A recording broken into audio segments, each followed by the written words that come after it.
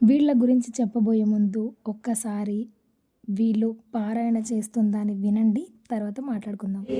అంబా మోహిని దేవత త్రిభువని ఆనంద సందాయిని వాణి పల్లవ పాని వేణు మురళీ గాన ప్రియాలోని కళ్యాణి గురురాజ బింబవదన భూమ్రాక్ష సంహారిణి చిద్రూపి పరదేవత భగవతి శ్రీరాజరాజేశ్వరి చిద్రూపి పరదేవత భగవతి శ్రీరాజరాజేశ్వరి అంబానువరత్న కంకణದಲ್ಲಿ కేయూరహారావళి రాగి పంకజ వైజయంతి లహరి వైదేయ వైరాగిలా వీణా వేణు వినోద మండిత కరా వీరాసన సంస్థిత చిద్రూపి పరదేవత భగవతి.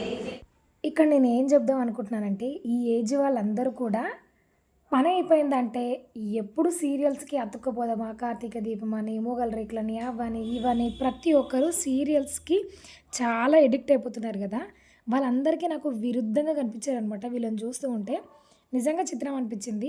నేను చూసినంత వరకు 90% నేను చూసిన వాళ్ళలో చాలామంది ఆ టైం అయిపోయిందంటే ప్రపంచ యుద్ధం వచ్చినట్టుగా సీరియల్కి అతుక్కుపోయి చూసే వాళ్ళని నేను చాలామంది చూసిన.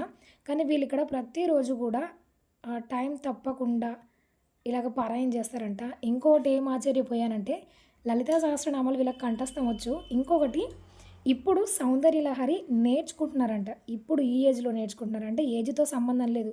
మనకి నామని చెప్పాలన్న ఇంట్రెస్ట్ ఉంటే ఏ ఏజ్లోనైనా టైం తీరిక చేసుకొని మరీ నేర్చుకోవచ్చు అని వీళ్ళని చూస్తే అనిపించింది. అండ్ నేను కూడా ఇప్పుడిప్పుడే నేర్చుకుంటున్నాను. నాకు అది అక్కడ బాగా కనెక్టింగ్ అనిపించింది. ఇలాగ మన టైంని సీరియల్స్లకి వాటికి వీటికి కేటాయించే కంటే ఇట్లా రాణి స్తోత్రాలని మంచిగా చక్కగా పారాయణ చేస్తూ ఉంటే చాలా బాగుంటుంది.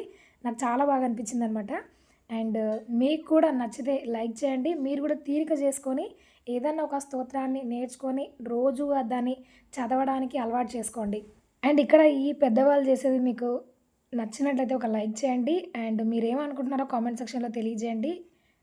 ఫ్రెండ్స్ అండ్ ఫ్యామిలీ మెంబర్స్కి షేర్ చేయండి. మరికొన్ని డిఫరెంట్ వీడియోస్ కోసం ఛానల్ని సబ్స్క్రైబ్ అవ్వండి. Thanks for watching. జై శ్రీరామ్.